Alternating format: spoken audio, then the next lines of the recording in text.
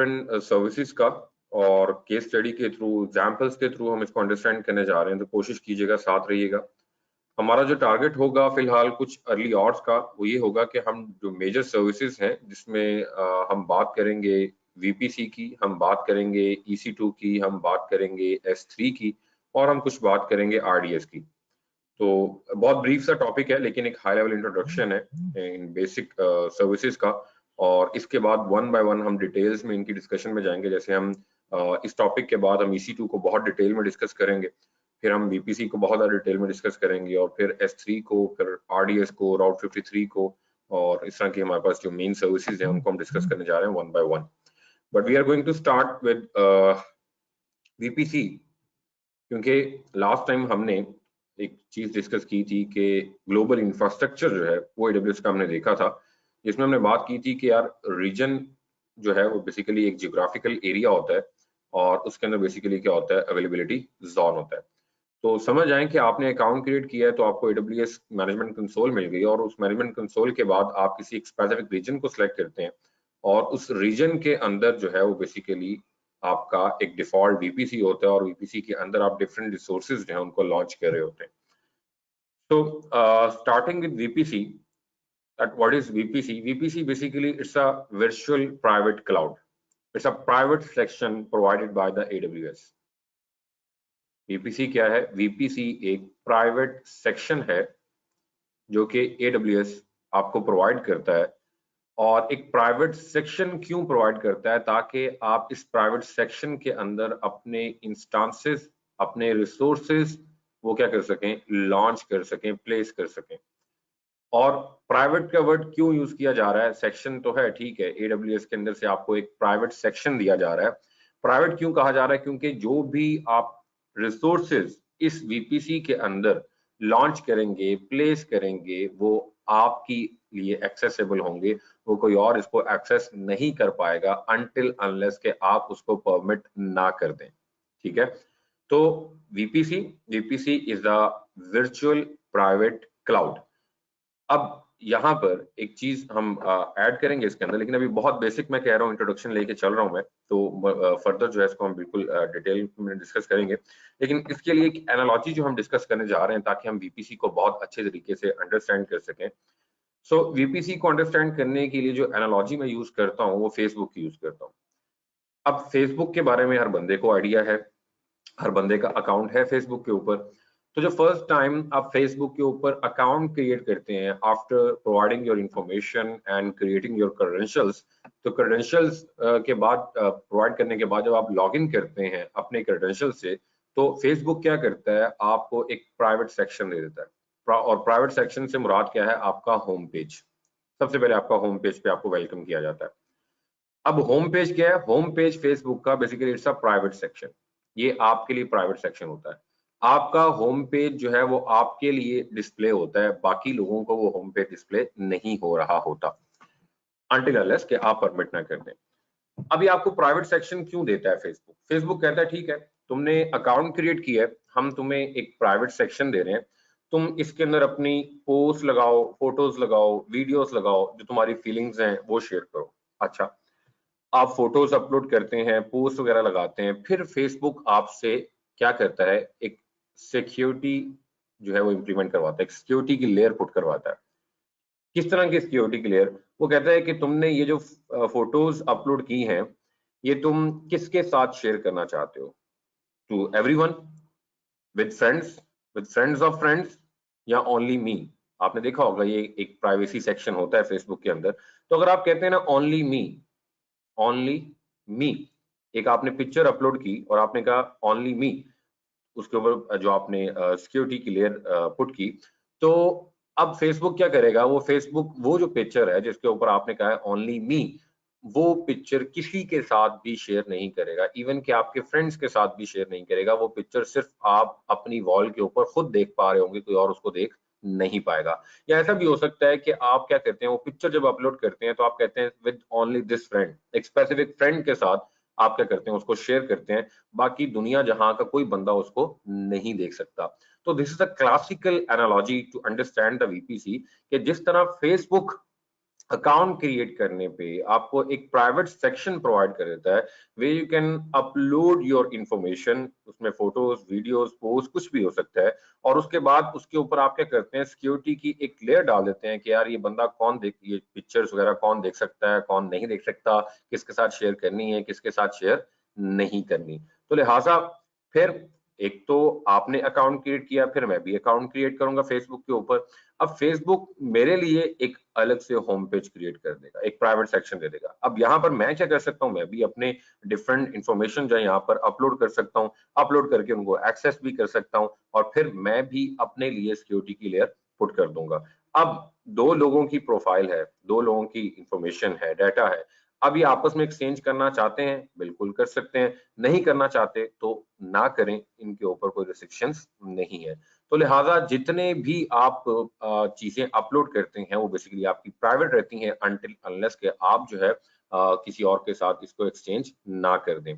तो Facebook here to give you a frame of reference for what VPC is. Your home page is your own private section. आपका home page अपना private section होता है Facebook का, where you can do things like insert, post photos and your videos. And if you want to even have a level of security on top in terms, तो इसके ऊपर आप security भी put कर सकते हैं of who you allowed to view your post, के ये पोस्ट कौन देख सकता है और कौन नहीं देख सकता, और आपकी वीडियोस या photos depending on who you allowed to be your friend. लेकिन डिपेंड किस पे करता है, आप पे करता है कि आप किस फ्रेंड को अलाउ करते हैं कि नहीं करते। And with in Facebook different people have different private section. आपका होम पेज है, मेरा होम पेज है, मेरे दोस्तों का होम पेज है, तो हर एक का क्या है अपना एक प्राइवेट सेक्शन है फेसबुक के अंदर, in which you put things like posts, photos, videos, as well as having a layer of security on top of them. So अब ये तो थी एक एनालॉजी कि हम वीपीसी को अंडरस्टैंड करने के लिए जरा फेसबुक की एनालॉजी को यूज कर रहे हैं। इसी तरह मेरे भाई होता क्या है कि जिस तरह आपने कल AWS के अंदर एक अकाउंट क्रिएट किया, जिस तरह फेसबुक के ऊपर अकाउंट क्रिएट करते हैं, तो जो फर्स्ट टाइम आप अकाउंट क्रिएट करते हैं जिससे आप रजिस्टर्ड होते हैं, वो आपका अकाउंट जो है वो क्या कहलाता है, हमेशा वो रूट अकाउंट कहलाता है। वो क्या कहलाता है, रूट अकाउंट कहलाता है। सर हमने जब फेसबुक पे अकाउंट क्रिएट किया था तो हमें एक प्राइवेट सेक्शन मिल गया था, तो कल हमने AWS के ऊपर एक अकाउंट क्रिएट किया जिसको आप नाम दे रहे हैं रूट अकाउंट का।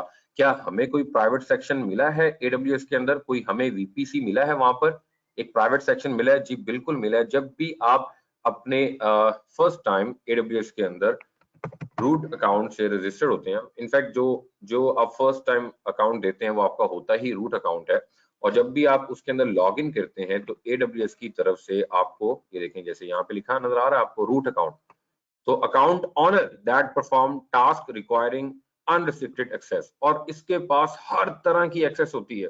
ये एक बड़ा पावरफुल अकाउंट होता है रूट अकाउंट। जो फर्स्ट टाइम जिससे अकाउंट क्रिएट करते हैं आपका रूट अकाउंट होता है, and it is very powerful account. इसके पास AWS के हर तरह की रिसोर्सेज की एक्सेस होती है।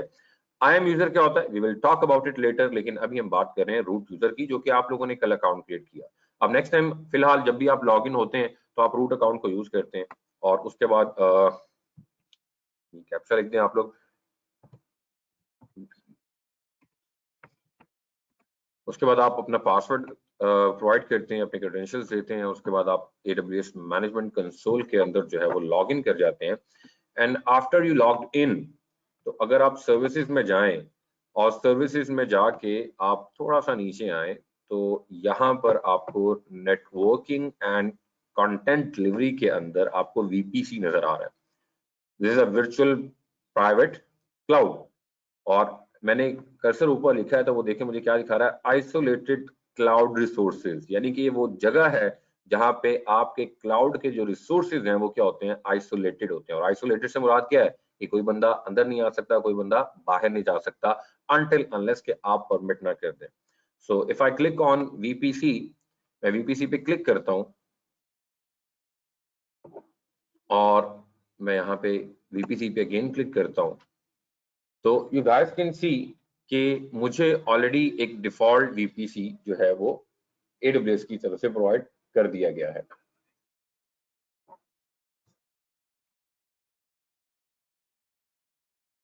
तो ये डिफॉल्ट तो मैंने लिखा हुआ है, इनफैक्ट मैं इसको अभी रिमूव कर देता हूँ, तो आप लोगों को ऐसे नजर आएगा, मतलब कुछ भी नहीं लिखा होगा यहाँ पर। लेकिन अगर आप थोड़ा सा इसको आगे लेकर आए तो यहाँ पर आपको नजर आएगा कि दिस इज डिफॉल्ट वीपीसी, और नीचे क्या लिखा हुआ है, यस। और अगर नीचे नो लिखा हो तो इसका मतलब होता है डिफॉल्ट वीपीसी नहीं, कस्टम वीपीसी है, यानी कि आप अपना भी क्रिएट कर सकते हैं। फॉर एग्जांपल मैं क्रिएट करके दिखाता हूँ, मैं वीपीसी क्रिएट करता हूँ और इस वीपीसी को नाम देता हूँ फॉर एग्जांपल डेमो वीपीसी का, और अभी के लिए ऐसे मैं रैंडमली एक्साइटर ब्लॉक दे रहा हूँ। अभी आप लोगों ने इस चीज की बिल्कुल टेंशन लेने के सर आप क्या करें, अब सिर्फ मैं आपको एक बहुत बेसिक चीज दिखाना चाह रहा हूँ कि डिफॉल्ट वीपीसी में और कस्टम वीपीसी में फर्क क्या होता है। दोबारा आते हैं वीपीसी के सेक्शन के अंदर। तो अगर अब आप देखें तो ये मैंने अभी अभी क्रिएट किया है डेमो वीपीसी, और जो आप लोग अपनी जब लॉगिन होते हैं कंसोल के ऊपर तो आप देखेंगे यहाँ पे आपको कुछ लिखा नजर नहीं आ रहा होगा।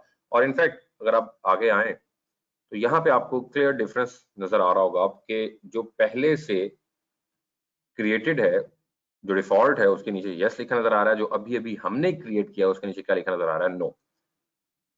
समझाना क्या चाह रहा हूँ, समझाना ये चाह रहा हूँ कि जब भी आप AWS के मैनेजमेंट कंसोल के ऊपर अकाउंट क्रिएट करते हैं, AWS का अकाउंट क्रिएट करते हैं, वो अकाउंट आपका क्या कहलाता है, रूट अकाउंट कहलाता है।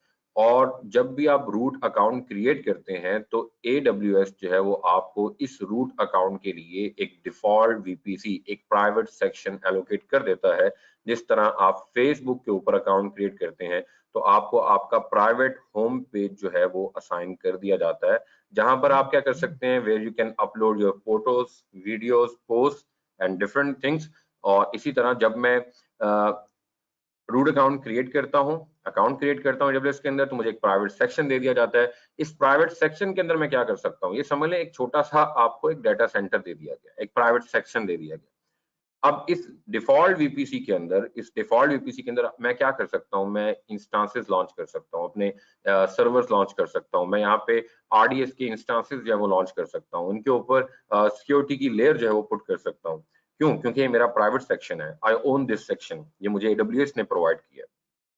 I hope this is clear to everyone कि what is VPC. VPC simply आप समझ लें कि आपका एक घर है, आपका जो घर है वो आपकी मलकियत है, उसके अंदर आप अपनी मर्जी से चीजों को मैनेज करते हैं, मटेरियल रखते हैं, सोफे कहाँ रखने हैं, किचन कहाँ बनाना है, वॉशरूम्स कहाँ रखने हैं, फैन कहाँ पे लगाना है।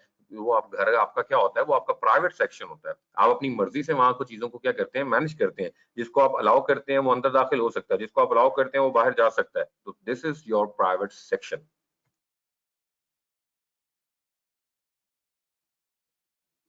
एग्जैक्टली बिल्कुल ऐसा ही था।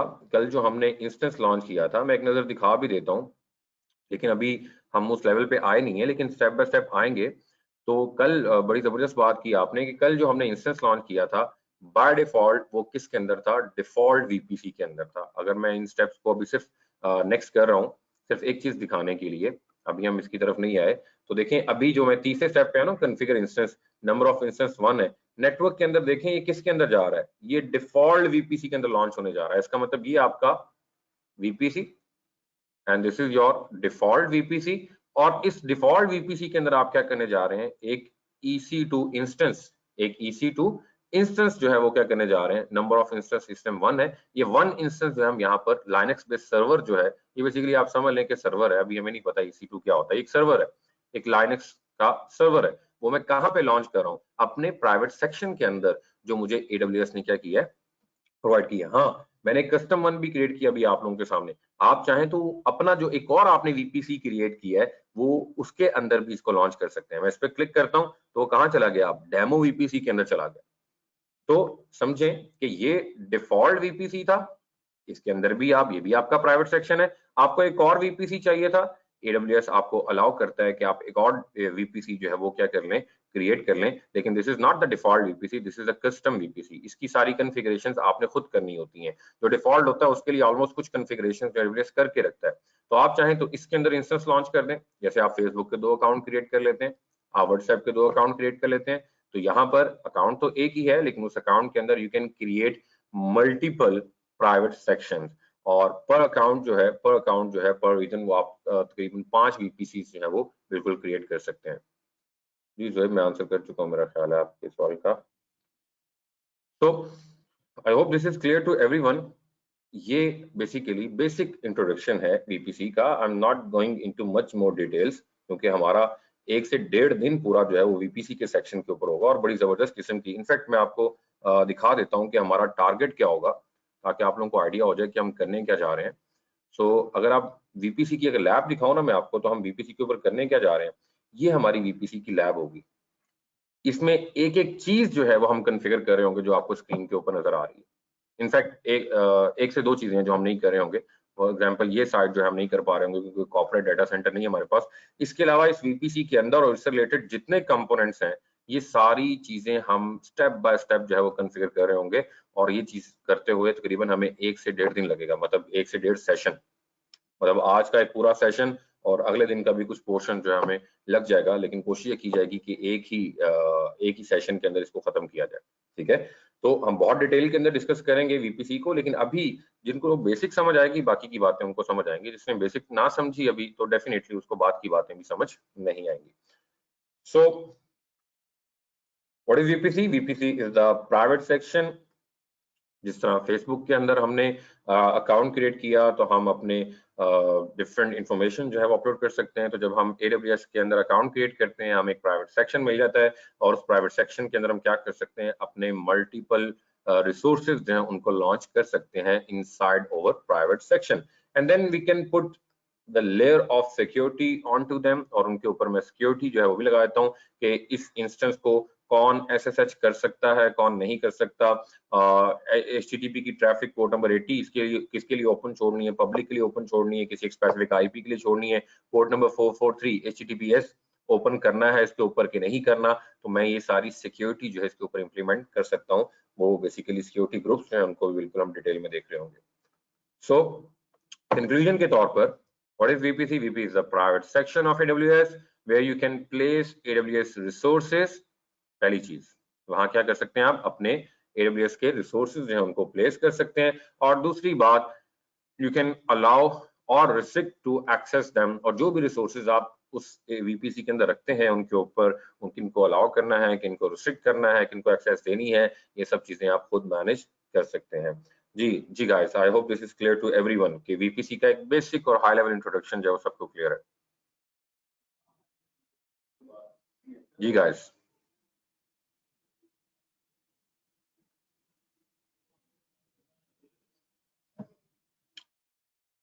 all right, perfect. Okay, next comes EC2. What is EC2? अब देखिए ना, अभी आप लोगों ने देखा कि इस VPC के अंदर आप क्या कर रहे हैं, इस VPC के अंदर आप एक इंस्टेंस लॉन्च कर रहे हैं, EC2 इंस्टेंस। अब EC2 क्या है, हम उसकी बात करने जा रहे हैं। और अगर बहुत सिंपली बात की जाए ना, तो सबसे पहले आप ये समझें कि एक बेसिक कंप्यूटर है। मतलब EC2 क्या है, although it is not a basic computer, but for example for the time आप ये समझें कि EC2 बेसिकली क्या है, एक बेसिक कंप्यूटर है।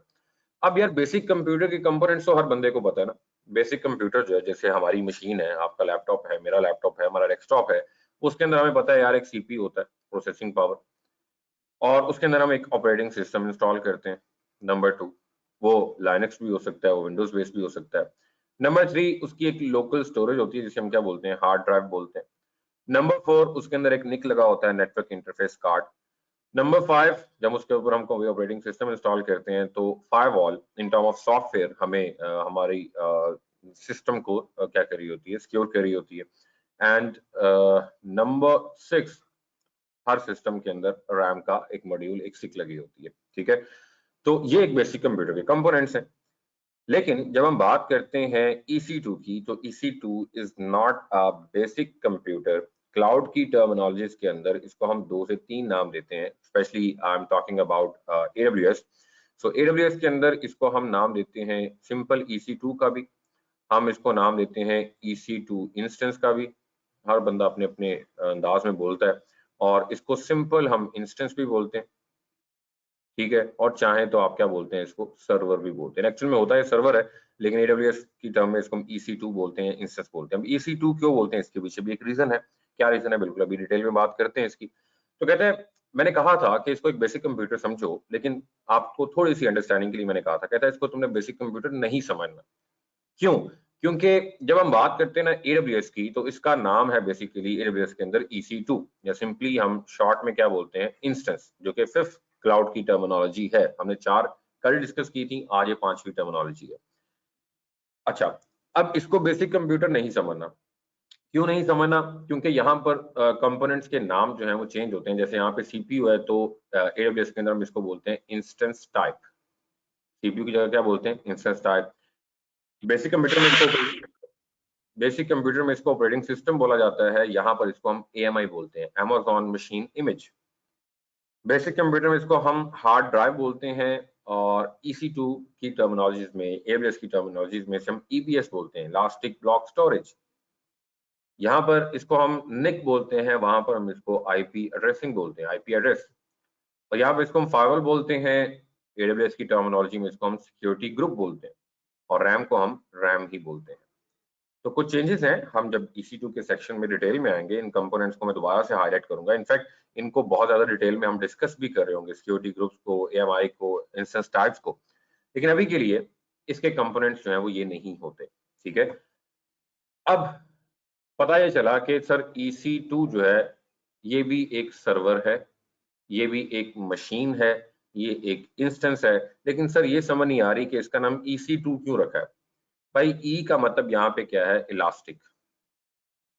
इलास्टिक और सी का मतलब कंप्यूट है, और इस C2 इसका मतलब है C2 टाइम्स है, तो दूसरा C जो है वो क्लाउड को रिप्रेजेंट करता है। तो इलास्टिक कंप्यूट क्लाउड। सर हमें क्लाउड का पता चल गया, हमें कंप्यूट का भी थोड़ा सा आपने आइडिया दे दिया है कि जब भी कंप्यूट का वर्ड आए तो इसका मतलब होता है आपका प्रोसेसर और आपकी मेमोरी। ये इलास्टिक का वर्ड भी सर सुना सुनाया लग रहा है कि इसको हम बेसिकली तब यूज करते हैं जब एक चीज के अंदर फ्लेक्सिबिलिटी हो। इलास्टिक का मतलब क्या होता है, फ्लेक्सिबिलिटी। अब फ्लेक्सिबिलिटी का मतलब क्या है? फ्लेक्सिबिलिटी का मतलब भाई ये है कि ये एक ऐसी सर्विस है AWS की कि फ्लेक्सिबल है। किस तरह से कि आप जब चाहें इसकी रैम 2 GB से बढ़ाकर क्या कर दें, 4 GB कर दें, 8 कर दें, 128 कर दें। सिर्फ आपको इसको स्टॉप करके इसकी इंस्टेंस टाइप चेंज करनी होती है, तो ये बेसिकली आपका अपग्रेड हो जाता है। तो इसलिए इस बेस पे स्टोरेज इंक्रीज की जाती है। मतलब हर इंस्टेंस टाइप के अंदर आपके वर्चुअल CPUs, रैम, स्टोरेज आप फर्दर अटैच करना चाहें, अभी आपने फॉर एग्जांपल 100 GB अटैच की है, कल को और जरूरत पड़ जाती है, आप 200 GB जो इसके साथ अटैच कर सकते हैं। तो आप प्रोसेसर क्या, रैम क्या, स्टोरेज क्या, आप हर चीजें जो है वो ऑन डिमांड, जब आपकी रिक्वायरमेंट होती है, डिमांड होती है, आप वो चेंज कर सकते हैं अपने सेम इंस्टेंस की। That's why we call it as elastic flexibility, AWS आपको प्रोवाइड करता है, इसलिए इसका नाम क्या है, EC2। अच्छा, ये तो हो गया एक बेसिक सा इंट्रोडक्शन के साथ, ठीक है, हमें समझ आ गई कि इंस्टेंस है, ये एक सर्वर है, और in term of AWS don't actually think about a base computer. ये बेस कंप्यूटर नहीं है, think about a server computer. ये बेसिकली एक सर्वर कंप्यूटर है, because generally AWS is used by enterprise companies, क्योंकि AWS को इंटरप्राइज कंपनीज यूज करती हैं, कोई होम यूजर तो यूज नहीं करते कि हम इसको एक छोटी सी मशीन कंसिडर कर लें, और एंटरप्राइज कंपनीज यूज करती हैं तो उनको तो पावरफुल मशीन चाहिए होती हैं। तो लिहाजा ये एक बेस कंप्यूटर नहीं है, it's a powerful computer, it's a server computer. They are using this computer of compute power as servers. तो उनको बेसिकली क्या चाहिए, कंप्यूट पावर चाहिए होती है सर्वर। तो इंटरप्राइज कंपनीज के लिए बेसिकली इसको AWS लॉन्च करता है। अब इसको थोड़ा सा मजीद अंडरस्टैंड करने के लिए हम एक एनालॉजी लेंगे, और वो एनालॉजी हम इस तरह से लेंगे कि फॉर एग्जांपल हम नेटफ्लिक्स की एग्जांपल लेते हैं। नेटफ्लिक्स की एग्जांपल क्यों ली जा रही है, उसकी रीजन क्या है कि एक तो नेटफ्लिक्स जो है एक मैंने बताया था आप लोगों को, एक पोटेंशियल क्लाइंट है AWS का, और इनफैक्ट अब वो यूज भी कर रहा है इन चीजों को, तो इसलिए उसकी एनालॉजी मैं यहाँ पे ले रहा हूँ। तो आप लोगों को भी पता है कि इनफैक्ट मैं क्लास से एक सवाल लेना चाहूंगा, यार कोई प्रोग्रामर है, डेवलपर क्लास के अंदर, कोई बंदा है तो यार प्लीज रेज योर टिकट। शर्माना नहीं है यार, कुछ मतलब कोई टेक्निकल बात नहीं पूछने जा रहा है, ऐसे कुछ इन्फॉर्मेशन शेयर करना चाह रहा हूँ। कोई डेवलपर हमारी क्लास में जी,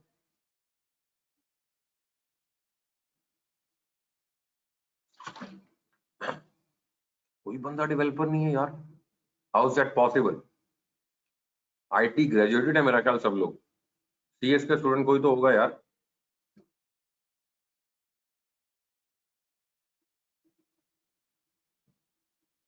डर रहे हैं लोग यार। मैं तो बड़ा सिंपल सा एक सवाल पूछना चाहता हूँ, चलें जिसको पता हो वो बता दे। फिर लोग थोड़ा शर्मा रहे हैं। शर्माना नहीं है यार, बोल रहे हैं, बेशक गलत बोलें लेकिन बोलें, कॉन्फिडेंस पैदा होता है, बोलना आता है बंदे को। अच्छा, मेरा सवाल ये है कि अगर फॉर एग्जांपल मैं अपना ब्राउज़र ओपन करता हूँ जब भी, फॉर एग्जांपल जैसे मैं ये ब्राउज़र ओपन करता हूँ और मैं यहाँ पे लिखता हूँ https और कॉलन और स्लैशेस फिर www डॉट, फॉर एग्जांपल चले मैं netflix.com लिखता हूँ, तो ये लिखने के बाद इन एक्चुअल में होता क्या है? थोड़ा सा बैकग्राउंड की बातें पूछना चाह रहा हूँ। मतलब मैंने यूआरएल टाइप किया, यहाँ इस मशीन पे बैठ के मैंने ये यूआरएल टाइप किया, ठीक है, www.netflix.com अपनी इस मशीन पे बैठ के। So what happened after this, इसके बाद हुआ क्या जी, कौन बताएगा?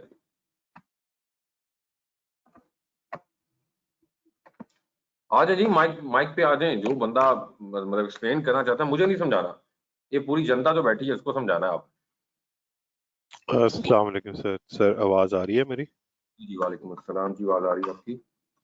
जी सर। सर जब भी कोई यूआरएल ब्राउज़र में हिट होता है तो सबसे पहले वो आपकी लोकल होस्ट फाइल जो कि आपके कंप्यूटर में है या किसी जिस भी डिवाइस से आप लॉगिन है, सबसे पहले होस्ट फाइल चेक करेगा। अगर उसमें उसको FQDN मिल जाता है तो वो लोकली रिजॉल्व कर देगा। लेकिन ऑब्वियसली सिंस ये एक राउटेबल इंटरनेट पब्लिक एड्रेस है, तो जी सबसे पहला काम ये होगा कि रूट डोमेन के पास ये क्यूरी फॉरवर्ड की जाएगी, क्योंकि हर यूआरएल या FQDN जो कि इंटरनेट पे राउट किया जाता है उसके एंड में एक एक्सप्लिसिट डॉट है जिसको रूट डोमेन कहा जाता है।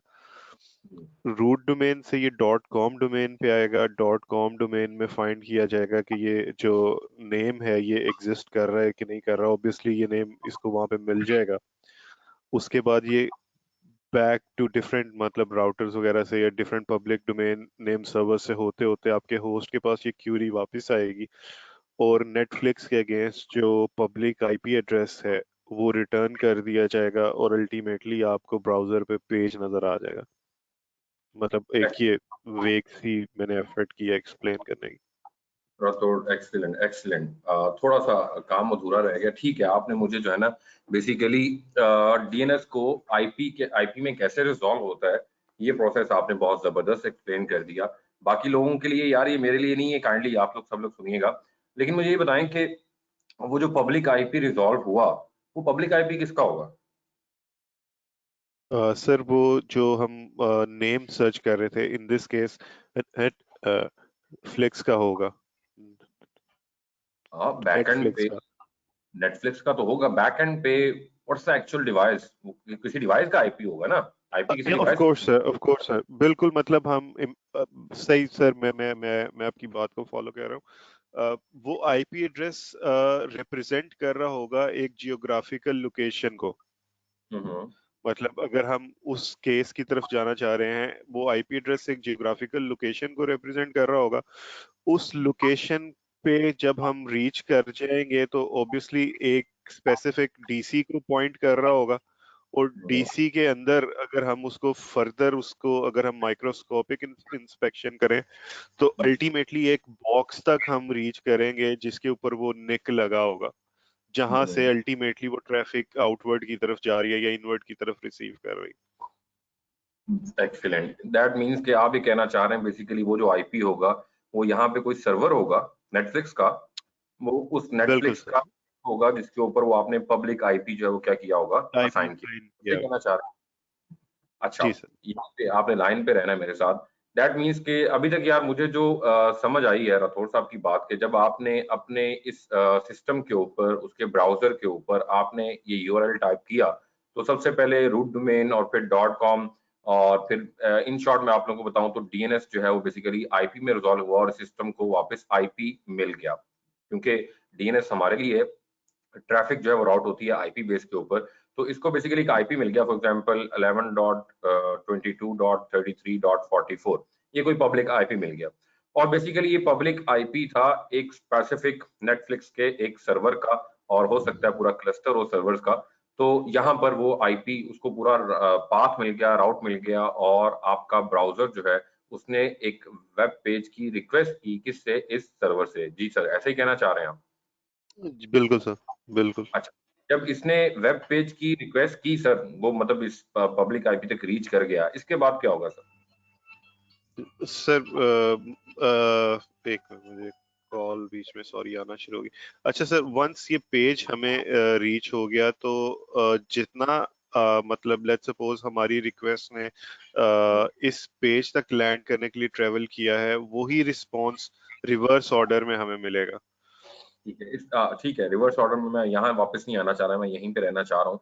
तो आप क्या कहना चाह रहे हैं कि मैंने जब रिक्वेस्ट की वेब पेज की, तो वो जो वेब पेज है वो इस सर्वर के पास है, ये मुझे सर्वर वो पेज मतलब वापस से रिटर्न करेगा, या मुझे कहीं और से आगे वो वेब पेज लेकर देगा?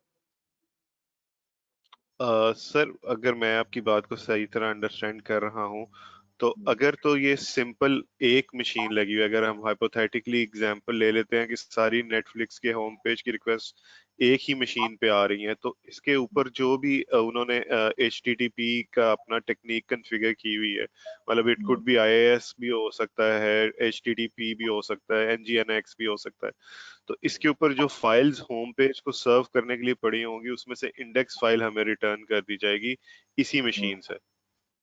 मतलब आप ये कहना चाह रहे हैं कि बेसिकली नेटफ्लिक्स का ये सर्वर है, इसको हम कह सकते हैं this is web hosting server. जी सर। ये कहना चाह रहे हैं आप? जी सर। मतलब ये सर्वर जो है, ये हमारा वेब होस्टिंग सर्वर के तौर पर, मुझे जो पेज जो रिटर्न होगा बेसिकली, वो पेज मुझे ये सर्वर जो है जिससे मैंने रिक्वेस्ट की है, ये पेज भी इसी के बिल्कुल सर। ऊपर, किसी डेवलपर ने इसके ऊपर ये पेज। सर, अगर एक्सटर्नल स्टोरेज पे है तो उस स्टोरेज को रेफर, मतलब वो ओके फाइन, स्टोरेज भी मैं इसमें कहता लगी होगा होगी। आप समझें, इसके साथ कोई भी चीज अटैच नहीं है फिलहाल, ये एक अकेला सर्वर खड़ा है यहाँ ओके फाइन, ठीक है सर, फिर इसी से ही हमें रिक्वेस्ट जो है वो सर्व की जाएगी, होम पेज सर्व किया जाएगा। I hope guys this is clear to everyone. मेरा ख्याल है बड़ी डिटेल में एक हमारी डिस्कशन चली है, और बड़े प्यारे अंदाज से राठौड़ साहब ने डिटेल में इसको एक्सप्लेन करने की कोशिश की है, और बड़ा जबरदस्त एक्सप्लेन किया है।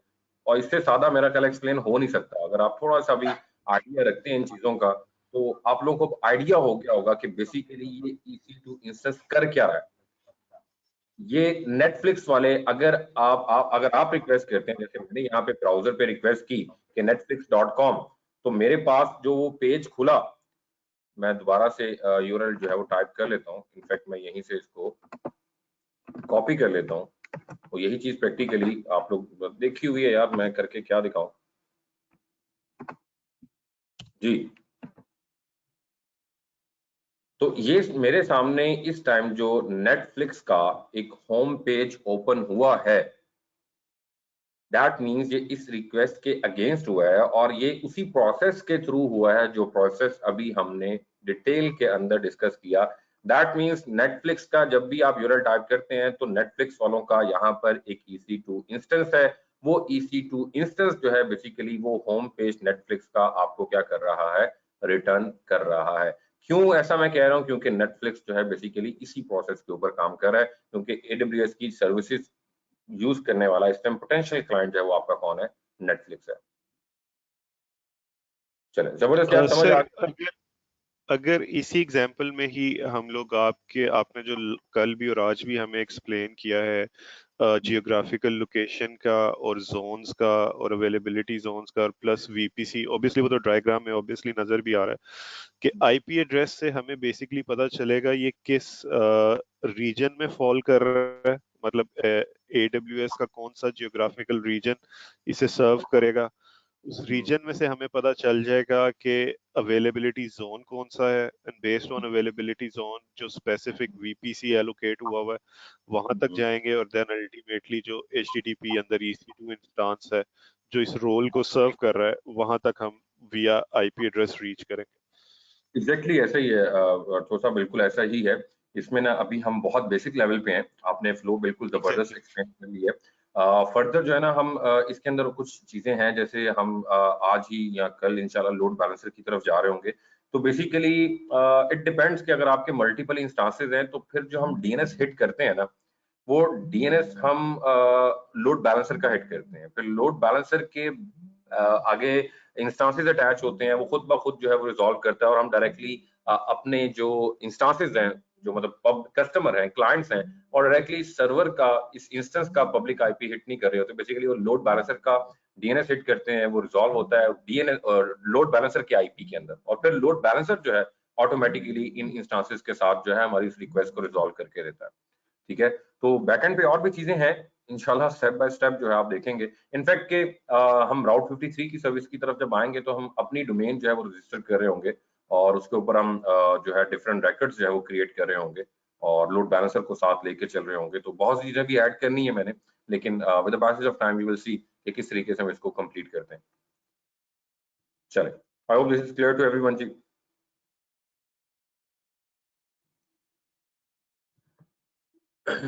यार मेरा ख्याल है ये बात तो क्लियर होगी, मैंने होम पेज आप लोगों को दिखा भी दिया।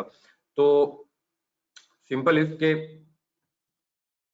an Amazon EC2 instance doing is acting as a server or a web hosting server। ये वो बात थी जो हमने अभी तक डिटेल के अंदर डिस्कस की है कि दैट मीन्स कि जब आप ये यूआरएल हिट करते हैं, आप रिक्वेस्ट करते हैं, आपको रिस्पांस आता है, ये पेज ओपन होता है, तो इसका मतलब ये है कि ये जो EC2 इंस्टेंस है AWS का, ये एज अ सर्वर और वेब होस्टिंग सर्वर जो है बेसिकली एक्ट कर रहा है। If you have internet connection और आप ये यूआरएल टाइप करते हैं, that means connecting to an Amazon EC2 instance which is currently serving as a web hosting server, and that EC2 instance contains all the files and the code to give you this web page। तो इसके पास वो जैसे उन्होंने कहा कि .html index.html का home page आपको return करेगा। कहता forget about this, तुम यहां से, जी मेरी आवाज क्लियर है जी सबको? मेरी आवाज क्लियर है सबको? जोएब मैंने कहा था पहले यार क्लास से जरा कंफर्म कर लिया करें, फिर मुझे मैसेज किया करें।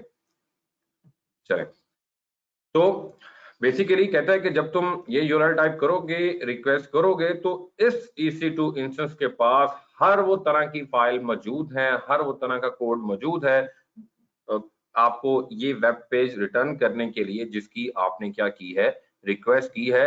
आपका काम है सिर्फ रिक्वेस्ट करना, बाकी सारी चीजें हमने इसके अंदर डिप्लॉय की हुई हैं। आप जिस तरह की रिक्वेस्ट करेंगे, अगर तो वो ऑथेंटिक रिक्वेस्ट हुई, आपका सिंटेक्स ठीक हुआ, आपकी रिक्वेस्ट लीगल हुई, तो हम जरूर उसका आपको रिटर्न पेज जो है वो करेंगे। तो ये बेसिकली EC2 का आपको मैंने प्रैक्टिकली एक इम्प्लीमेंटेशन, एक एनालॉजी बताई है बाय यूजिंग नेटफ्लिक्स। तो मेरा ख्याल है ये आइडिया हो गया अगर बंदे को। तो EC2 के कंक्लूजन को देखा जाए तो think EC2 instance as a virtual computer, definitely एक वर्चुअल ही है, so that you can use for whatever you like. कहता है सिर्फ एक यूज नहीं है इसका, बहुत से यूज हैं। कॉमन यूज जो बहुत ज्यादा होता है इसका, वो वेब होस्टिंग सर्वर के तौर पर भी होता है। Also we introduce the cloud term, एक आज हमने पांचवी टर्म जो है वो इंट्रोड्यूस करवाई है क्लाउड टर्मिनोलॉजीज के अंदर, दैट इज इंस्टेंस। और आज के बाद हम जब भी बात कर रहे होंगे ना EC2 की, तो मैं सिंपल वर्ड बोलूंगा, हम एक इंस्टेंस लॉन्च करने जा रहे हैं, हम 2 इंस्टेंस लॉन्च करने जा रहे हैं। तो हम सर्वर नहीं बोल रहे होंगे, हम EC2 इंस्टेंस शायद बोल दें, बाज़ औक़ात हम भूल जाते हैं, लेकिन सिंपली क्लाउड की टर्मिनोलॉजी के अंदर इसको हम क्या बोलते हैं, इंस्टेंस बोलते हैं, which is another way of referring an EC2 server यानी EC2 इंस्टेंस। EC2 इंस्टेंस बोल दो, EC2 सर्वर बोल दो, या सिंपल क्लाउड की टर्मिनोलॉजी जो है वो इंस्टेंस भी हैं। और Amazon EC2 is good for any type of processing activity। किसी भी तरह की तुमने प्रोसेसिंग एक्टिविटी करनी है, तो EC2 is what you are looking for। So whether that is the web hosting, whether it is an encoding and transcoding, whether it is something that is graphically intensive आपको processing चाहिए, EC2 is a good option। whether something that has a lot of mathematical equations, अगर आप machine learning की बात कर रहे हैं, आप artificial intelligence की बात कर रहे हैं, where you require the deep mathematical equations, calculations, so going on anything that needs general basic processing, EC2 is the solution that you are looking for। तो ये बेसिकली कुछ यूजेस एक तरह से आपसे डिस्कस किए हैं कि यार EC2 इंस्टेंस किस किस पर्पस के लिए इस्तेमाल किया जा सकता है। I hope this is clear to everyone guys. तो अभी तक हमने एक हाई लेवल इंट्रोडक्शन लिया VPC का, और उसके बाद हमने इंट्रोडक्शन लिया है जी किसका, EC2 का।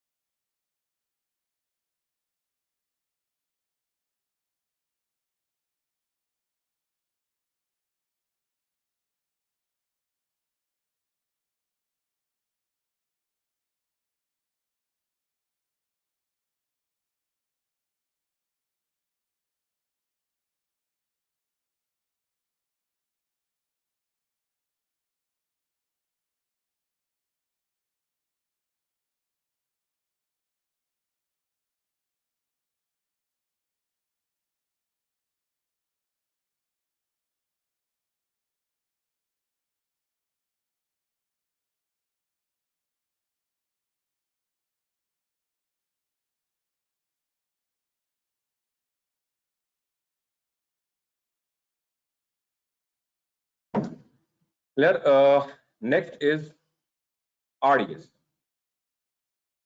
एक तीसरी सर्विस की हम बात करने जा रहे हैं। वीपीसी को डिस्कस किया, EC2 को डिस्कस किया, अब जरा बात करते हैं थोड़ी सी आरडीएस की। तो आरडीएस बेसिकली अमेजोन की सर्विसेज हैं, डेटाबेस सर्विसेज हैं, और इसको भी हम जरा अपने इसी यूज केस के अंदर जो है मैं ऐड करना चाहूंगा, लेकिन थोड़ा सा इंट्रोडक्शन देने के बाद। तो RDS is the relational database service, और डेटाबेस प्लेटफॉर्म है जो कि एडब्ल्यूएस ने आपको प्रोवाइड किया है। और मैं दोबारा से लाइन में लेना चाहूंगा, जी राठौर साहब जरा लाइन पे आइएगा। Yes sir. नहीं सर, अब सीन ये है कि मैंने netflix.com यूआरएल हिट किया, तो डीएनएस ने मेरी इस क्यूरी को आईपी में रिजॉल्व किया, और मुझे बेसिकली उस नेटफ्लिक्स के सर्वर ने मुझे होम पेज रिटर्न कर दिया। अगर तो मैं ऑलरेडी सब्सक्राइबर हूँ नेटफ्लिक्स का, तो फिर तो मैं सिंपल साइन इन करूंगा, और अगर मैं एक नया यूजर हूँ तो डेफिनेटली मैं साइन अप करूंगा।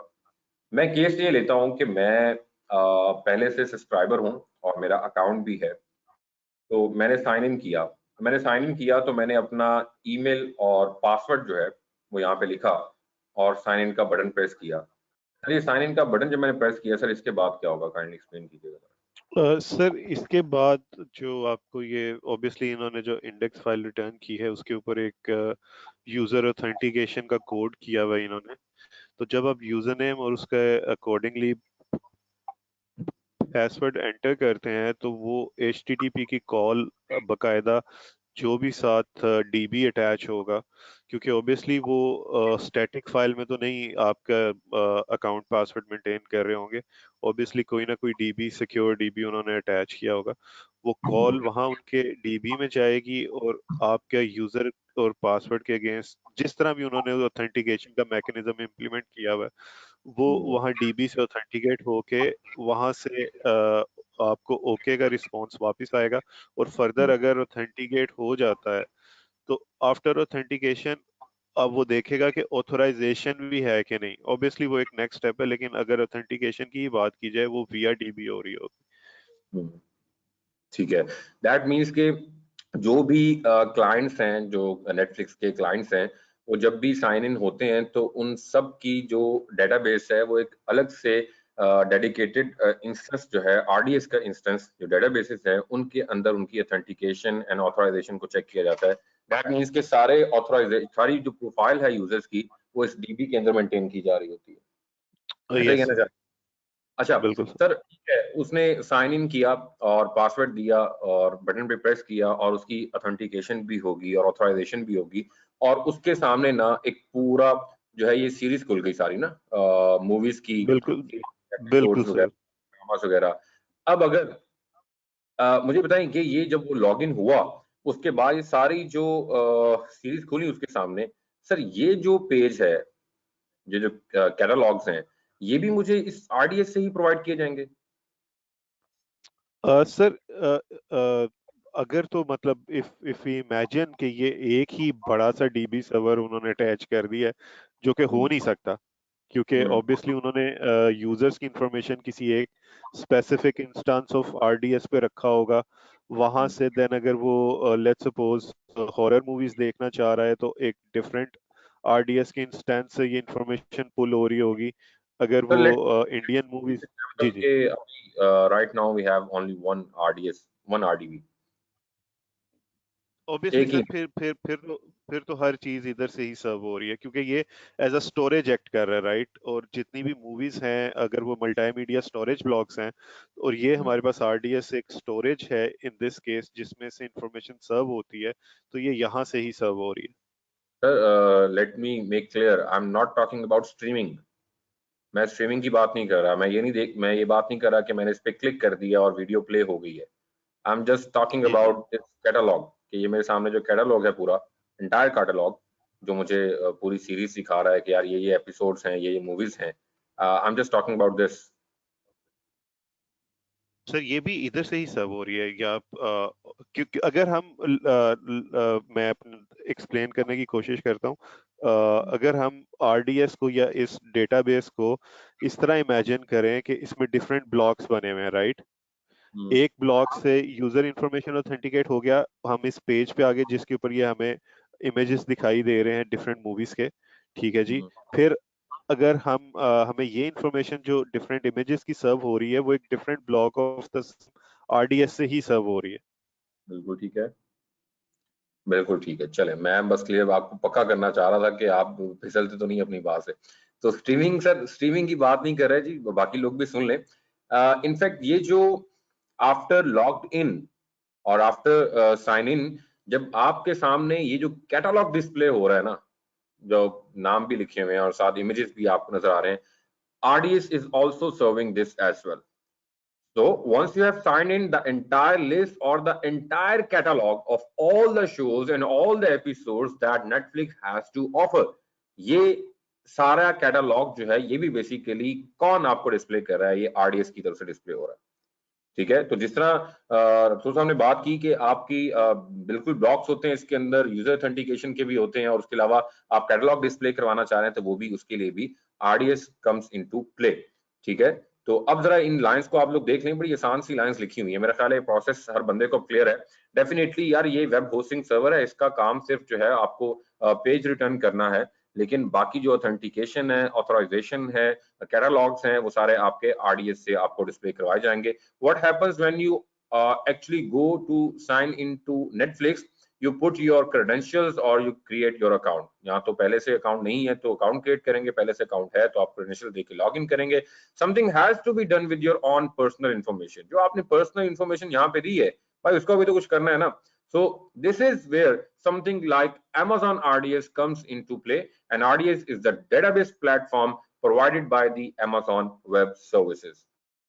और उसके बाद जब आपने क्रेडेंशियल्स प्रोवाइड कर देते हैं आप, तो आपके सामने ये बिल्कुल जो कैटलॉग है, इंटायर कैटलॉग, वो आपके सामने अपीयर होता है। ठीक है, तो यहाँ पर मैं थोड़ा सा ना जो हमने कल क्लाउड की टर्मिनोलॉजीज पढ़ी थी, उसको नेटफ्लिक्स की टर्म में मैं थोड़ा सा आपको हाईलाइट करना चाहूंगा कि स्केलेबिलिटी और इलास्टिसिटी किस तरह से अपना रोल प्ले करती है। यार एक स्टडी है, यूज केस है और एक रियल सिनेरियो आप कह लें इसको।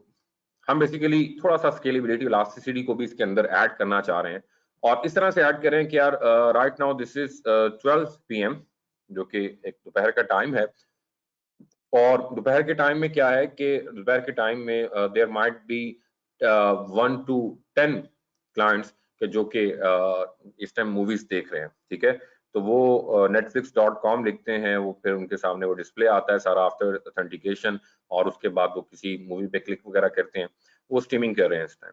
लेकिन ये 2 बजे का टाइम है, और 2 बजे के टाइम पे आपको पता है कि बहुत से लोग जो है अपनी activities, school, colleges, universities, jobs, इनके ऊपर बिजी होते हैं, तो क्राउड इतना ज्यादा नहीं होता, ट्रैफिक इतनी ज्यादा नहीं होती।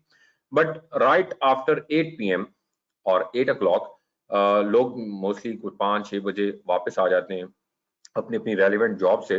तो उसके बाद कुछ लोग जो हैं, कुछ फैमिलीज जो है, उनका फन टाइम होता है, लाइक यूएस के अंदर, यूके के अंदर बहुत से लोग जो हैं, जो गोरे हैं खास तौर पे, एंजॉय करते हैं वापस आके अपने टाइम को, तो मूवीज वगैरह देखते हैं वो। तो उस वक्त जो है आपको पता है कि क्राउड जो है बहुत ज्यादा हो जाता है, लाइक ये जो है डिफरेंट यूजर्स जो हैं वो आ रहे हैं अब। ठीक है, और ट्रैफिक जो है वो ज्यादा होती जा रही है इस इंस्टेंस के ऊपर, and this is the single point of failure. मतलब ये एक ही इंस्टेंस है, और इसके ऊपर जब लोड बढ़ जाएगा, फॉर एग्जांपल ये जो इंस्टेंस है, मैं एग्जांपल के तौर पर लेता हूँ कि 3 रिक्वेस्ट जो है उनको हैंडल कर सकता है। ठीक है, अब यहाँ पर यूजर्स हो गए 4 या 5 हो गए या 6 हो गए, तो क्या होगा, आपका ये सर्वर जो है बेसिकली क्या कर जाएगा, ये सर्वर आपका क्रैश कर जाएगा, सर्वर आपका डाउन हो जाएगा या क्रैश कर जाएगा। ठीक है, तो दैट मीन्स के इस अभी इस सिनेरियो के अंदर कोई स्केलेबिलिटी की बात नहीं की जा रही, कोई इलास्टिसिटी की बात नहीं हो रही, it's a single point of failure. अब होना क्या चाहिए? होना ये चाहिए था कि जैसे जैसे ये यूजर्स बढ़ गए, वैसे वैसे फर्दर इंस्टांसेस जो है वो लॉन्च होने चाहिए थे, और उनको जो है उनकी ट्रैफिक इस इंस्टेंस के ऊपर आनी चाहिए थी। होना तो ऐसे चाहिए था ना, एक इंस्टेंस के ऊपर जो है वो इतना लोड क्यों है? और अगर ये आपका ऑन प्रेमिस होता तो आपको तो खुद सर्वर लगाने पड़ते ना। लेकिन ये हम ऑन प्रेमिस की तो बात नहीं कर रहे, हम तो AWS की बात कर रहे हैं, हम क्लाउड प्रोवाइडर की बात कर रहे हैं। तो वो आपको क्या देता है? स्केलेबिलिटी देता है। जो इंपॉर्टेंट फीचर हमने कल डिस्कस किया था। अब स्केलेबिलिटी किस तरीके से देगा, वो कहता है अगर सर्वर डाउन हो गया तो मैं सब कुछ खल्लास ना, मतलब सारा कुछ, कहाँ गई स्केलेबिलिटी, कहाँ गई इलास्टिसिटी, कहाँ गए आपके यूजर, सब कुछ बिल्कुल ब्लॉक बंद। होना क्या चाहिए, होना ये चाहिए था कि यूजर से कुछ काम चल रहा था, स्ट्रीमिंग हो रही थी, रिक्वेस्ट आ रही थी, रिस्पॉन्स जा रहे थे। जैसे ही यूजर्स बढ़े तो क्या होना चाहिए, further instances, instance 2, instance 3, instance 4, instance 5, further instances क्या होने चाहिए थे, लॉन्च हो जाने चाहिए थे। And that is what scalability is, कि ट्रैफिक यूजर बेस जो ग्रोथ है वो बढ़ जाए तो क्या होने चाहिए, ऑटोमेटिकली फर्दर इंस्टांसेस जो है वो ऐड हो जाने चाहिए। This is called scalability. और इन एक्चुअल में नेटफ्लिक्स में होता भी यही है, क्योंकि जो भी क्लाउड के ऊपर मूव करता है ना, वो इन्हीं फीचर्स को यूज कर रहा होता है। अब बिला वजह का मैं पे क्यों करूं, मैं क्यों कहूं कि जी ऑल द टाइम जो है ना वो 1000 इंस्टेंस अप एंड रनिंग रहने चाहिए, नहीं। जब मेरी 2 बजे के टाइम पे जरूरत ही नहीं है, मैं कहता हूँ भाई इस टाइम पे कम कर दो। हाँ, अगर वीकेंड है, सैटरडे संडे है, तो मैं बिल्कुल इस चीज को स्केलेबिलिटी को लाजमी कंसिडर कर रहा होता हूँ। लेकिन मुझे ये करने की जरूरत नहीं है, दिस इज ऑटोमेटेड प्रोसेस। जैसे ही नंबर ऑफ यूजर्स बढ़ते हैं, ऑटोमेटिकली इंस्टांसेस ऐड हो जाते हैं, and that is called scalability. और फिर क्या हुआ, फिर रात के बज गए 2, 3, 4, 4 बज गए, 5 बज गए सुबह के। अब डेफिनेटली ये सारे लोग सो जाएंगे, ये थक जाएंगे बेचारे, उल्टे होके सो जाएंगे। अब सो जाएंगे तो क्या होगा, नंबर ऑफ इंस्टांसेस जो है वो नंबर 4, नंबर 5 जो है वो आपको क्या होते नजर आ गए, टर्मिनेट होते हुए नजर आ गए। And this is called elasticity. और इलास्टिसिटी मैंने कहा क्या था, मैंने कहा था श्रिंक होना, इंस्टांसेस का कम हो जाना। जब यूजर बेस जो है वो नीड्स, ट्रैफिक जो है वो क्या हो जाए, कम हो जाए, तो इंस्टांसेस ऑटोमेटिकली क्या हो जाते हैं, टर्मिनेट हो जाते हैं। That is called elasticity. बिल्कुल जी, सर्वरलेस की बिल्कुल ऑप्शन है हमारे पास, बात करेंगे उसकी भी, थोड़ी बातें की हैं, थोड़ी मजीद करेंगे। अच्छा, इसी के अंदर हम दो टर्मिनोलॉजीज को फर्दर ऐड करना चाह रहे हैं, and these are high availability and fault tolerant, जो कि हमने सबसे पहले दो टर्मिनोलॉजीज पढ़ी थी क्लाउड की, high availability and fault tolerance. High availability हम क्या मुराद लेते हैं, यही मुराद लेते हैं ना कि हमें ऑल द टाइम 24/7 जो है वो क्या होनी चाहिए, एक्सेस होनी चाहिए netflix.com की। मतलब मुझे नहीं कंसर्न यार कि उनका एक सर्वर डाउन हो गया है तो लिहाजा मुझे अब मैं रिक्वेस्ट कर रहा हूँ वेब पेज की और मुझे वो रिक्वेस्ट नहीं आ रही, नहीं। दिस इज योर रिस्पॉन्सिबिलिटी कि मुझे 24/7 मैंने जो अकाउंट लिया हुआ है, परचेज किया हुआ है, जिसमें सब्सक्राइब किया हुआ है, तो मैं जब भी वो यूआरएल हिट करूं मुझे उसके रिस्पॉन्स मिलना चाहिए, मुझे लॉग्ड इन होना चाहिए, साइन इन होना चाहिए, और मूवीज की स्ट्रीमिंग मिलनी चाहिए। That's what I want as a client.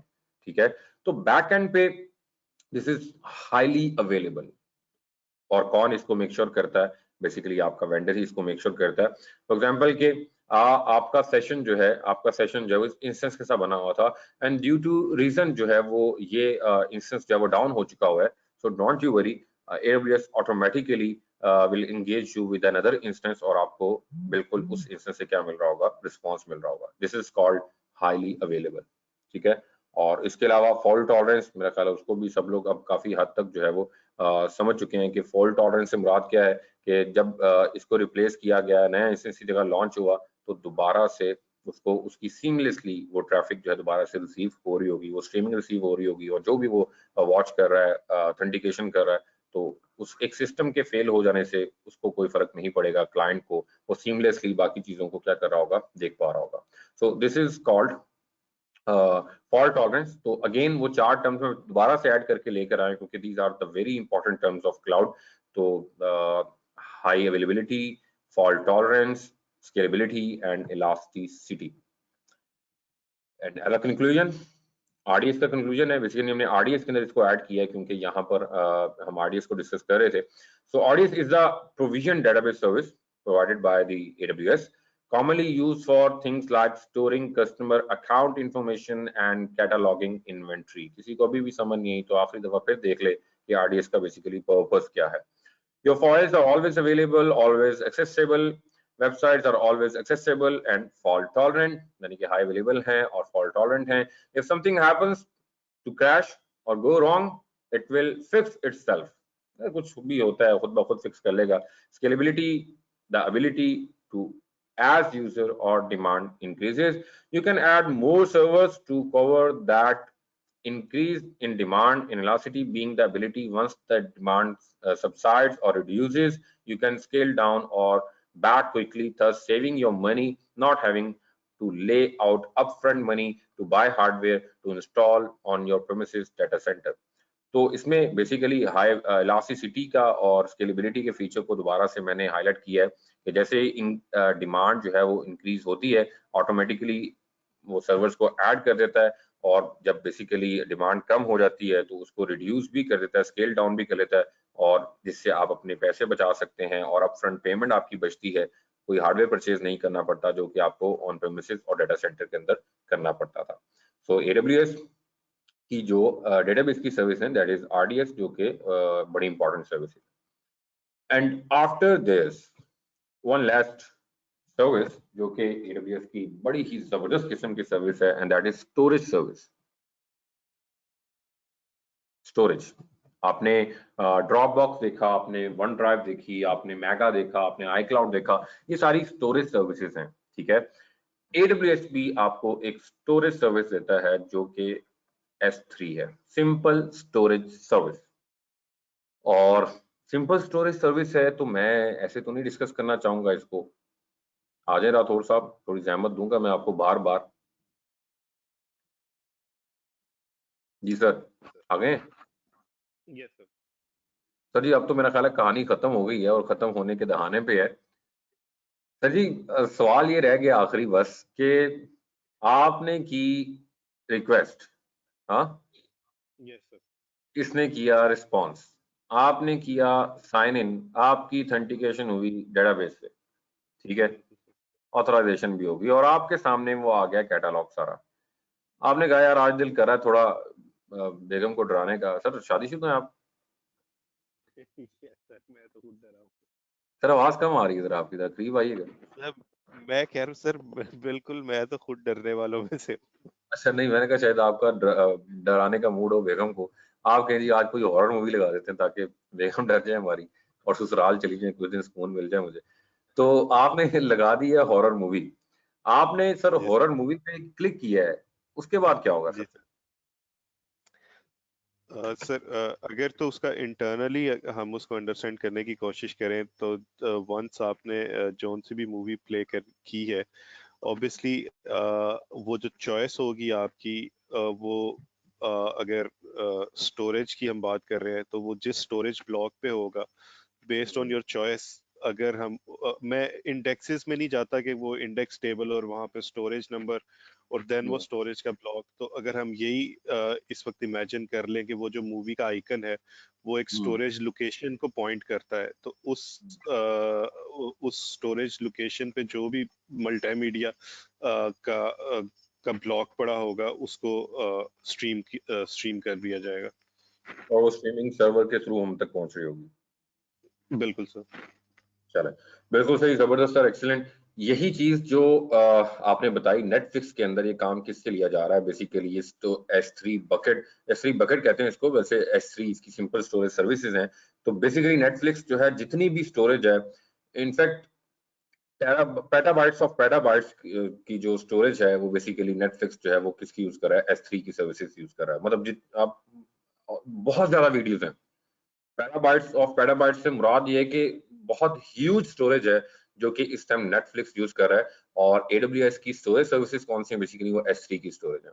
तो बिल्कुल इसी तरह जब आपने बताया कि जैसे जो आप किसी आइकन को क्लिक करते हैं उसके ऊपर, तो बेसिकली वो किसी स्टोरेज ब्लॉक को रिप्रेजेंट कर रहा होता है। बेसिकली जो जितनी भी फाइल्स हैं, जितनी भी मूवीज हैं, उनकी स्ट्रीमिंग बेसिकली जो है वो आपको कहाँ से मिल रही होती है, S3 से मिल रही होती है। सो Amazon, मैं स्टार्ट से बल्कि कुछ चीजें बता देता हूँ आपको।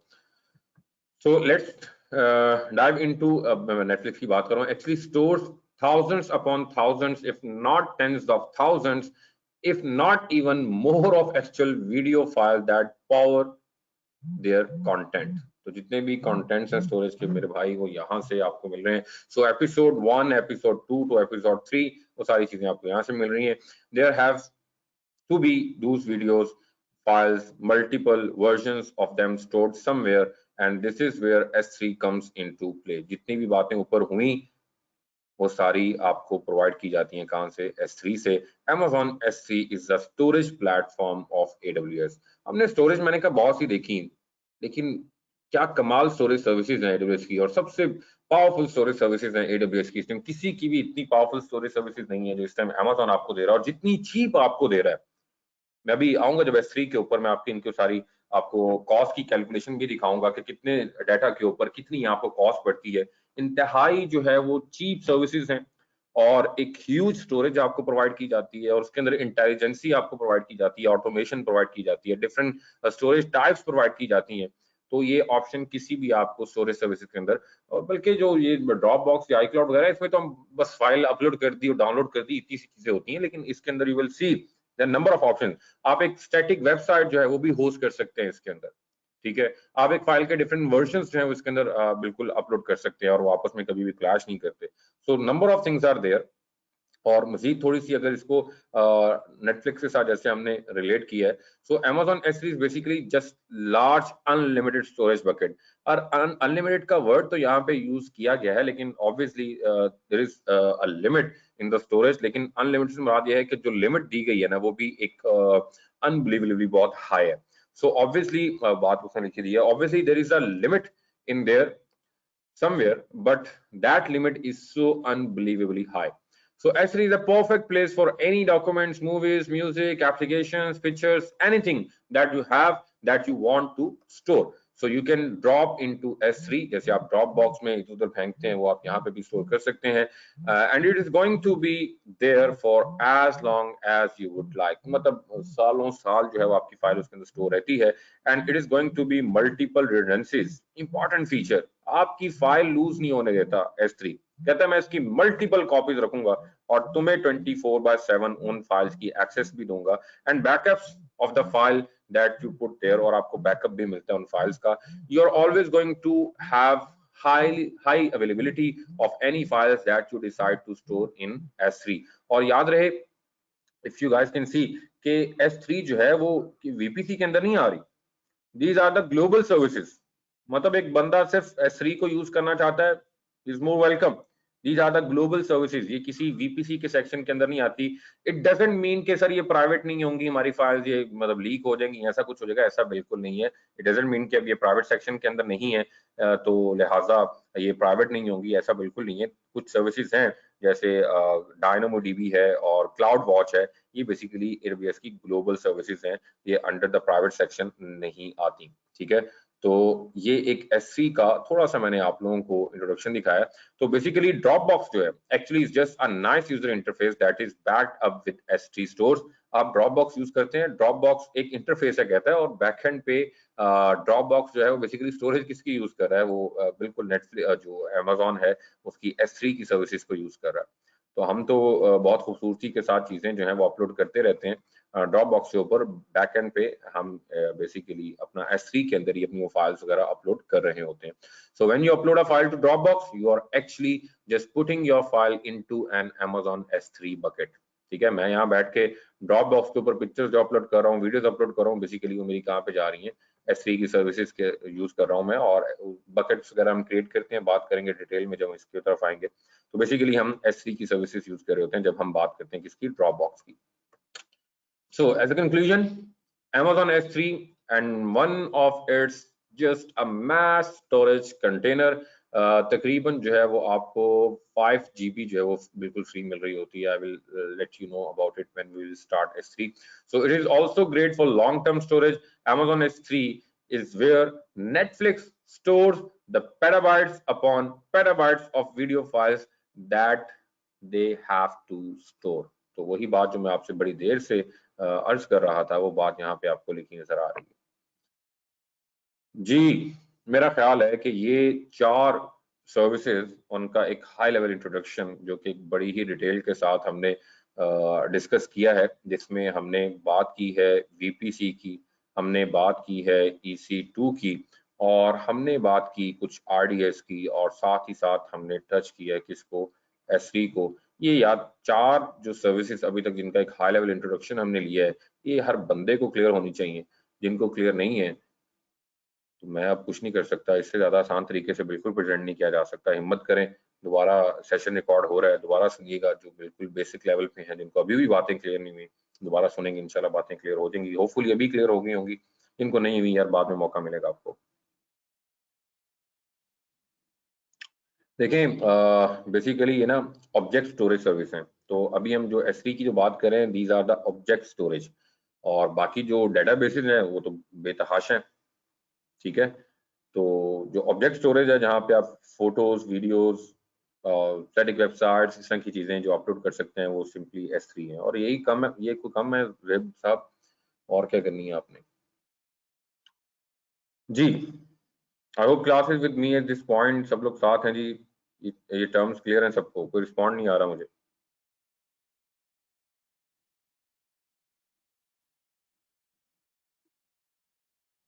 मैं धक्के लगाओ तो रिस्पॉन्स आता है, वरना तो सोए रहते हैं आप तो। उंगलियां भी दुखती हैं आपकी। हमारा बोल बोल के मुंह नहीं दुखता, आप लोगों की टाइप करते वक्त उंगलियां दर्द होती हैं।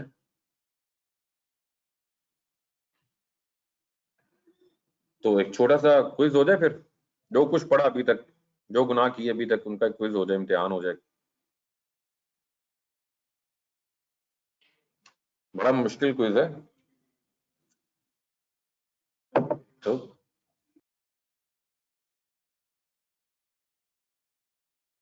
चलो यार, एक क्विज स्टार्ट करते हैं छोटा सा। सब लोगों ने इनबॉक्स के अंदर रिप्लाई करना है। क्वेश्चन आपके सामने होंगे और आप लोगों ने रिप्लाई करते जाना है। तो in very simple term, what is cloud?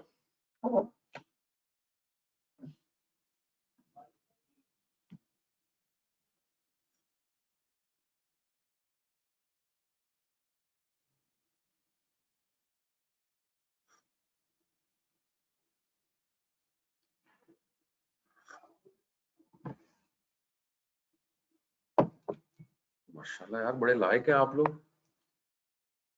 जी बिल्कुल ऐसे ही जी। B option is the right option. Okay, good.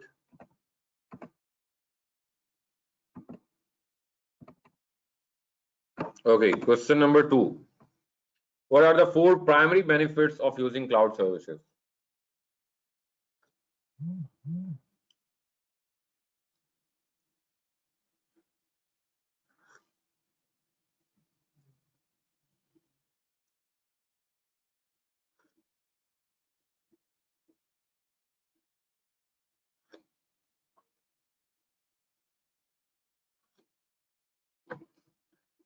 बोल बोल के इतना पक्का कर दिया था कि शायद कोई दूसरा किसी तरफ गया ही नहीं।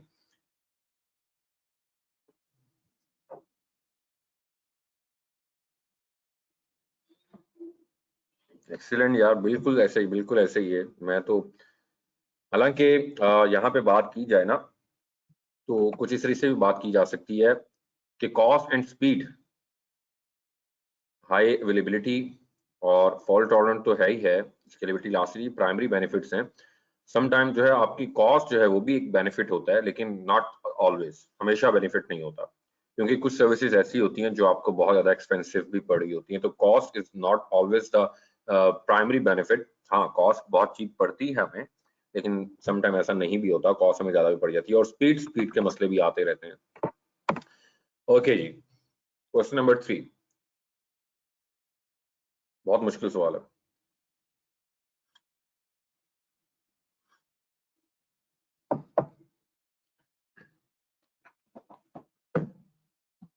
मैंने तो सोचा था कोई जवाब ही नहीं देगा कि सर इतना मुश्किल सवाल हमें नहीं पता, आप बता दें। चलें जी, नेक्स्ट क्वेश्चन।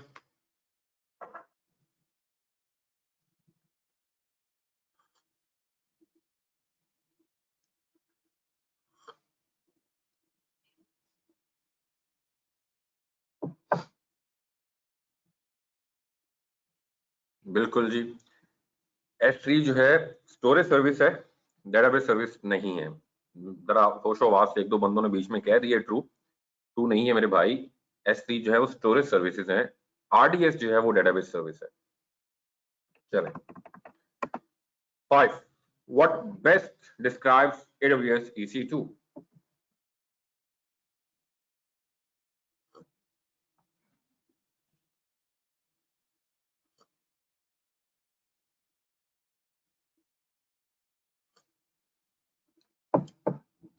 कुछ ऐसे लकीर के फकीर बैठे हैं, सारों को देखते हैं क्या आंसर कर रहे हैं, बीच में वही आंसर लिख के आंसर कर देते हैं। अब खुदा का खौफ करो यार, कुछ खुद से पढ़ लें, सोच लें।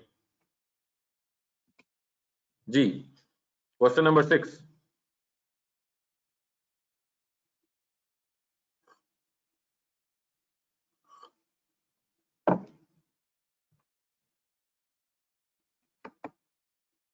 माशाल्लाह इतने लाइक लोग हैं मेरी क्लास में जी। क्वेश्चन नंबर 7,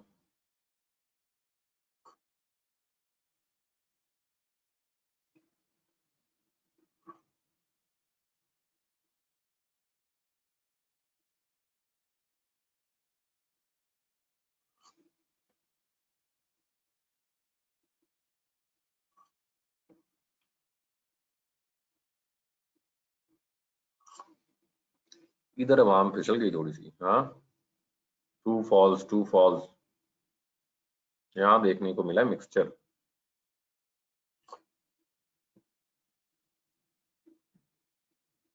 पढ़ लें यार जरा जी, लाइन खोल दी मैंने आपके सामने, जो लोग कह रहे हैं ट्रू वो जरा पढ़ लें।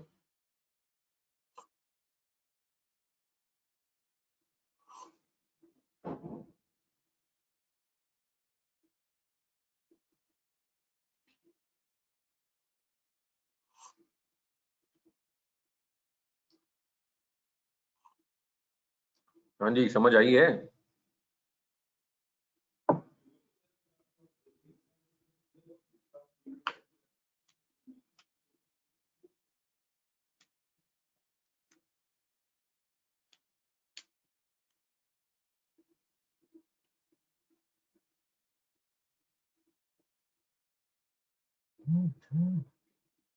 राठौर बिल्कुल ठीक कह रहे हैं आप। Just take the example of rubber balloon, sorry rubber balloon कह रहा हूँ, सिर्फ रबर की एग्जांपल लें आप। स्केलेबिलिटी, मैंने बिल्कुल अर्ज किया था कि स्केलेबिलिटी से मुराद इंक्रीज होना है, लेकिन देखें एक चीज जब इंक्रीज की होती है तो उसको डिक्रीज कौन करता है? आपकी इलास्टिसिटी कर रही होती है। उसको श्रिंक कौन कर रहा होता है? इलास्टिसिटी कर रही होती है। तो इलास्टिसिटी, इलास्टिसिटी एक रबर की एग्जांपल है, तो आप उसको इंक्रीज भी कर रहे होते हैं, और फिर जो इंक्रीज की हुई होती है एक चीज, जब आप उस स्ट्रेस को, जैसे हम सिंपल फिजिक्स के अंदर इसको समझा करते थे इलास्टिसिटी को, कि with in the elastic limit एक बॉडी के ऊपर जितनी फोर्स अप्लाई की जाए उसकी उसमें उतनी चेंज आता रहता है, और जब उस फोर्स को रिमूव किया जाए तो वो दोबारा अपनी ओरिजिनल शेप भी गेन कर लेती है। तो एक जेनेरिक टर्म में थोड़ा सा हमने यहाँ पर ना इसको और एक्सप्लेन करने की कोशिश की है कि इलास्टिसिटी जो है, इसको बेसिकली बोथ के अंदर हम डिस्कस करते हैं कि श्रिंक भी होती है बेस्ड ऑन डिमांड, ग्रो भी और श्रिंक भी। बिल्कुल ठीक, बिल्कुल ठीक है, ये बात समझने वाली है। ये संभल ये क्विज नहीं है, एक तरह का जो कुछ मैंने पढ़ाया है ना उसको एक अलग अंदाज से मैं रिवाइज करवा रहा हूँ कि ये चीजें यहीं पे पक्की हो जानी चाहिए, क्योंकि उसके बाद में छोटी मोटी बातें नहीं कर रहे होंगे, हम अपनी मेजर सर्विसेज की तरफ जो है वो जा रहे होंगे।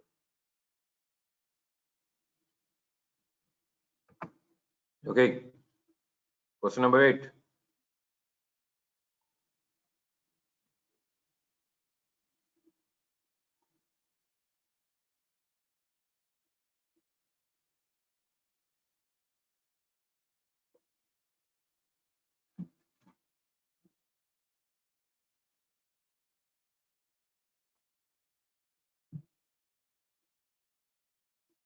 परफेक्ट परफेक्ट जी। 9,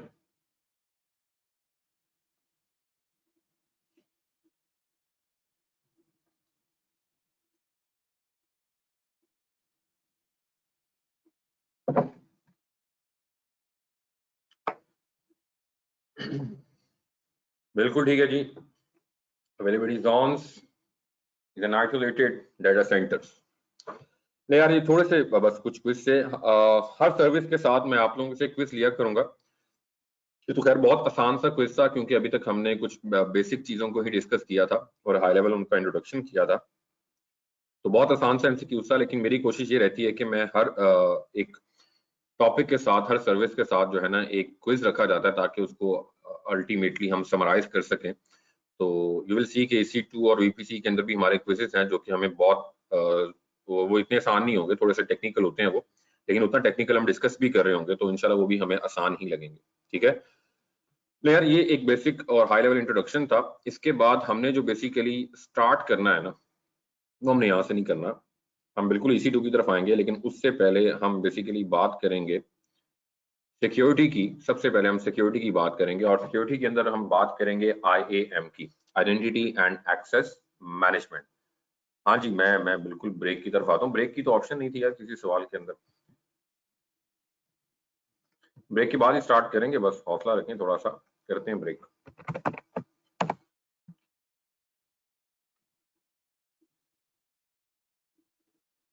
यार मैं बेसिकली स्टार्ट कर रहा हूँ सिक्योरिटी के टॉपिक से, क्योंकि security is the main concern. वो क्लाउड हो, ऑन प्रेमिसेस हो, वो आपका अपना मोबाइल हो, सिक्योरिटी से तो बहुत डीप रिलेशन रहता है हमारा। यार यहाँ पे आपको नजर आ रहा है ये एक शील्ड, एक प्रोटेक्शन का सिंबल नजर आ रहा है, जहां पर हम बात कर रहे हैं सिक्योरिटी, आइडेंटिटी एंड कंप्लायंस की। और यहाँ पर हम बेसिकली हम बात करने जा रहे हैं IAM की, identity access management. Identity access management पे जाने से पहले एक जो हम थोड़ा सा एक प्रैक्टिकल सिनेरियो करके जाना चाह रहे हैं वो ये है कि यार सबने जो है ना वो अकाउंट क्रिएट कर लिया, और मैंने कहा कि ये जो आपने अकाउंट क्रिएट किया ना, ये आपके अकाउंट की आईडी है, तो ये आपका रूट अकाउंट है। जब भी रूट अकाउंट होता है ना, उसमें स्ट्रेट फॉरवर्ड लिखा होता है माय अकाउंट और अकाउंट आईडी, इसका मतलब होता है ये रूट अकाउंट है। अब मैंने कहा रूट अकाउंट जो है ना, इसके पास बड़ी पावरफुल एक्सेस होती है AWS की, हर कोने कोने की और डीप सर्विसेज की। और अगर ये आपका अकाउंट कंप्रोमाइज हो जाए तो आप सोच नहीं सकते कि क्या क्या प्लेंटीज पड़ी हुई है लोगों को। इनफैक्ट एक भाई साहब ने पिछले बैच के अंदर कुछ इंस्टांसेस एक साल पहले चलते हुए छोड़ दिए। फ्री टियर, मैं ये नहीं कह रहा कि फ्री टियर की लिमिट से हटके, फ्री टियर की भी एक लिमिट होती है, 750 GB होती है इंस्टांसेस की, EC2 की, उन्होंने चलते छोड़ दिए। अब जब लास्ट टाइम रमजान के तो उनके साथ बैच चल रहा था मेरा, तो मैंने जब कहा अकाउंट क्रिएट करें सबने, तो उन्होंने कहा कि सर जी मेरा अकाउंट तो पहले से बना हुआ है, लेकिन उसके ऊपर ना मुझे बहुत ज्यादा बिल पड़ चुका हुआ है। मैंने जी कितना बिल पड़ा है? और उन्होंने मुझे बताया कि सर 3000 USD का बिल पड़ा हुआ मुझे। और भाई इस 3000 को ना आज बैठ के 152 या 153 के साथ मल्टीप्लाई कर देना, और आपको आइडिया हो जाएगा कि कितना बिल पड़ चुका है उनको। ठीक है, अब ये अकाउंट कंप्रोमाइज नहीं हुआ था उनका, लेकिन ये उनकी एक नाअहली थी, मतलब केयरलेसनेस थी कि उन्होंने इंस्टांसेस को चलते छोड़ दिया।